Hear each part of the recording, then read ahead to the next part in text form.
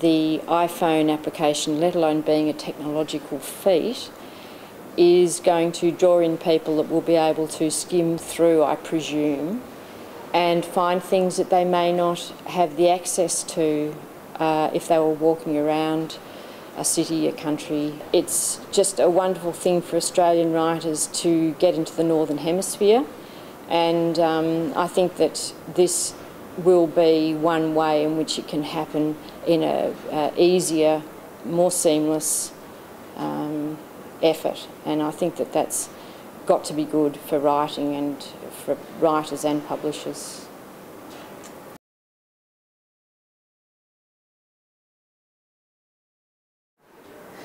My name is S.J. Finn, and I've been writing for quite a long time. Had some short stories published, especially lately, and had Agapanthus published with Sleepers in the 2009 Almanac. Next year I'm going to be published with them again. A novel is going to come out, which I'm very proud about. And what can I say? I love writing. The novel was my first love, and my first intention to write was always to write novels. Not consciously, but that's where I started, and that's what I fell in love with. And I think that the short story has come later, and it's helped me to hone my skills quite a bit. I write poetry, and I've really enjoyed doing that. I grew up as a kid writing song lyrics and performing with my sister, and poetry's a very natural kind of flow on from that. And it sounds kind of cliche, but I just love words.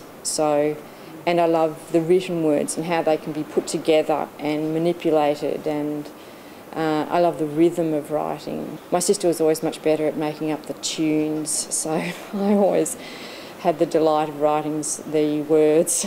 Sometimes I actually will read a story, and that will spark off an idea about something that's happened to me or somebody I've known.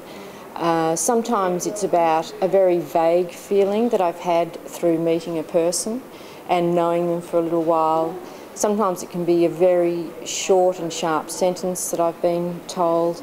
So yeah, it's a really varied kind of genesis, I think, is the right way to put it. The action starts a little bit more on the page perhaps than rather in my head. But I do use all my time, all the time. My discipline about letting it get to the point where I know that it's finished is not as good as it could be. I'm learning that as I go along. That's actually probably been the toughest lesson for me, that I've had a tendency to send things out too early.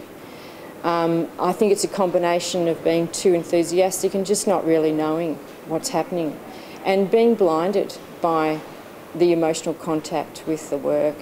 So I've learnt to become the reader, hopefully, or I should say learning to become the reader more and more, and enjoying that process more and more. I didn't think I would, but in fact, in the end, I think it's the richest thing that happens, is that you love the work even when you're reading it as the reader, and that means it's working. I think, and certainly for me, that it's not always come from the word as such, but the actual environment of wanting to create something. The word becomes the tool by which then it's carried off, and you fall in love with the word later, almost.